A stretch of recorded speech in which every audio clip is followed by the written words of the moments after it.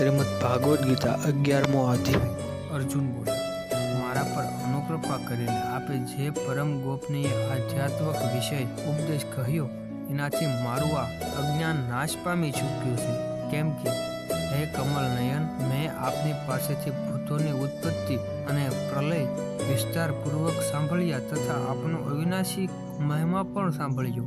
હે પરમેશ્વર, આપ પોતાને જેવા કહો છો એ ખરેખર એમ જ છે, છતાં પણ હે પુરુષોત્તમ, આપના જ્ઞાન, ઐશ્વર્ય, શક્તિ, બળ, વીર્ય અને તેજથી યુક્ત ઈશ્વરી રૂપને હું પ્રત્યેક જોવા માંગુ છું। હે પ્રભુ, સૌની ઉત્પત્તિ, સ્થિતિ અને પ્રલય કરનારા તેમજ અંતર્યામી રૂપને શાસન કરનારા હોવાને લીધે ભગવાનનું નામ પ્રભુ છે।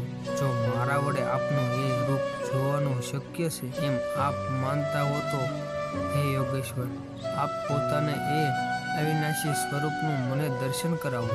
શ્રી ભગવાન બોલ્યા, હે પાર્થ, હવે તું મારા સેકન્ડો હજારો વિવિધ પ્રકારના વિવિધ રંગી તથા વિવિધ આકૃતિના અલૌકિક રૂપોને જો।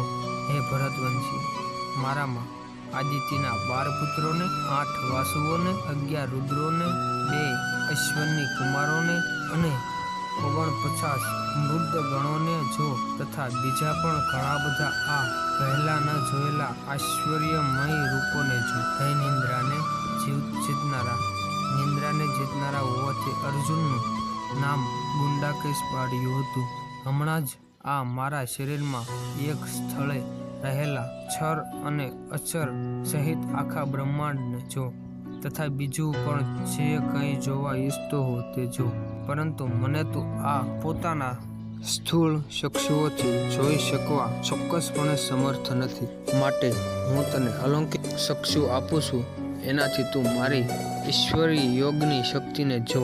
સંજય બોલ્યા, હે રાજન, મહાયોગેશ્વર તેમજ સર્વ પાપોને હરનાર ભગવાન હરિએ આમ કહ્યા પછી અર્જુનને પરમ ઐશ્વર્યયુક્ત દિવ્ય રૂપી દેખાડ્યું। અનેક મૂર્ખ અને નેત્રો ધરાવનાર અનેક અદ્ભુત દ્રશ્યોથી યુક્ત ઘણા બધા દિવ્ય આભૂષણોથી યુક્ત, એટલે કે કેટલાય ઉગામેલા દિવ્ય આયુ, હાથોમાં ધારણ કરેલા દિવ્ય માળા તેમજ વસ્ત્રોને ધારણ કરેલા તથા જેમના શ્રી વિગ્રહમાંથી દિવ્ય ચંદનનો પરિમળ પ્રસરી રહ્યો એવા બધી જ જાતના આશ્ચર્યોથી યુક્ત સીમા વિનાનો અને સર્વ તરફ જેમના મુખો છે એવા વિરાટ સ્વરૂપ પરમદેવ પરમેશ્વરને અર્જુને જોયા।